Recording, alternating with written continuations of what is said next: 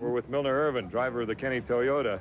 Nice little battle out there. I suppose you saw George on the outside, though, chipping away at you. Yeah, that was fun, Don. I knew he was back there. He's got a little more boat speed than we do, so the only way I could hold him off is by being on the inside. Now, he just gradually beat me down, I guess. Try to use the course, go a little wide on those straightaways? Well, I was doing that not intentionally. I was trying to avoid Drop Hill's wake. He was in front of me, and he was going in and out, and I was trying to stay out of his wake and out of his white water, so that's the reason I probably gave George a pretty good run, too. Are you starting to feel a little more power, though, out of that Griffin? Yeah, we're starting to get back to what we need to be. We're still not there yet. We need a little more power, but it's running better. Good race. Thank you, Don. So it's time to move on. Heat 1B coming up. One of the favorites, Scott Pierce in the Mr. Pringles, the Marine Turbine, and Jerry Hopp will be heading out in the Jackpot Food Mart. Welcome home. The water looks like home. Yeah, which isn't necessarily good. Yeah. It's very difficult here. There's so many boats on the log boom, and they're all moving around that the wave action is very inconsistent. No pattern to it. Hard to set the boat up for. Yeah, it's hard to set up because you get this different water for testing and qualifying as opposed to race water. Right, and it changes heat by heat, lap by lap. Real difficult. All right, hold on. Okay. So out goes the Mr. Pringles. First on into the course, Scott Pierce. Also a native like Chip Hanauer from Seattle on a beautiful day here in the Northwest. Jerry Hopp in the U7 heading out on this 2-mile course. And now the drivers, the pride of Irvine, California. Jack Schaefer Jr. driving the Tempest. Mitch Evans, who has gotten quite a few hours behind the wheel of the Rapid Transit. Jack Berry in only his second race as an unlimited driver in the Miss Rock. Jerry Hopp, been on the entire circuit in '87 driving the Jackpot Food Mart. And Scott Pierce aboard the Mr. Pringles. Finally, Chip Hanauer and the Miller American. The 6 boats now for Heat 1B. The Miller American, again, a 9-mile-per-hour advantage over the rest of the field as far as qualifying, but that's a bit deceiving sometimes. You never know just how hard people want to push when they qualify. There's Scotty Pierce in the Mr. Pringles as they all come down for the start. There's the gun. There's the main buoy, the center of your screen. Everybody behind the line as they start. Heat 1B, here they come, going into the south turn here in Seattle. Scotty Pierce with a well-timed start. And he's got the lead coming out of the first turn, but oh my, look who's on the inside. The Seattle native, that being Chip Hanauer, and the Miller American, the world champion 2 years ago. Jackpot Food Mart, another local driver, that being Jerry Hopp. But here's a battle of turbines going down the back chute, lap number 1 in Heat 1B.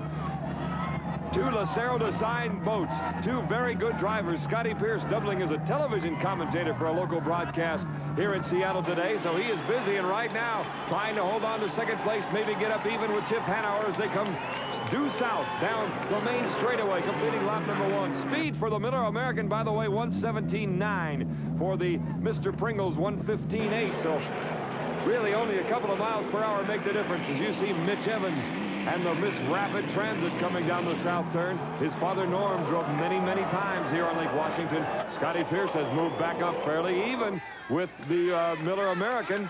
One of the Miller crew, Bill Weber, cheering on Chip Hanauer.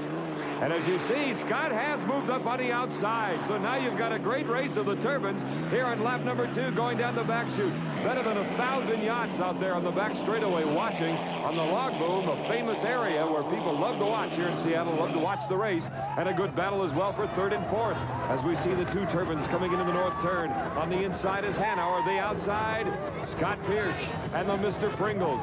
You've got a beer wagon against a chip wagon. Makes for a nice snack as they come down the straightaway, and the Miller American speeds this time. The Pringles a little bit faster at 116, and the Miller American in first place, but in 115. Great shot of Jerry Hopp. We call him Hippity. You can see why as he jumps around that turn. In the meantime, still a 2-boat race for first place. Some of the crew watching here. It's not all that easy to see the boats from this position here in the pits. Then again, the battle for 3rd and 4th. Hopp and Jack Berry on the outside of the Miss KISW, a rock station here in the Seattle area. As again, Pierce and Chip Hanauer are having a ball here on lap number 3 as they come around the north turn. They have been racing very evenly throughout the year. Remember when Scotty Pierce held off Chip to win the race in Detroit, the final heat. And in this case, you've got the Miller on the inside with the position. And now simply a matter of trying to hold on and come up with the speed, the boat speed, to stay even with the boat on the inside. That is the task ahead of Scotty Pierce. Again, trying to stay on the outside hip of the Miller American. Chip Hanauer knows what it takes to win here in Seattle. He has won here many times as a driver for Muncie Racing Industries. Scott Pierce is falling back a bit in the Mr. Pringles. Jack Berry in the Miss KISW fighting for third place right now, going past the Jackpot Food Mart.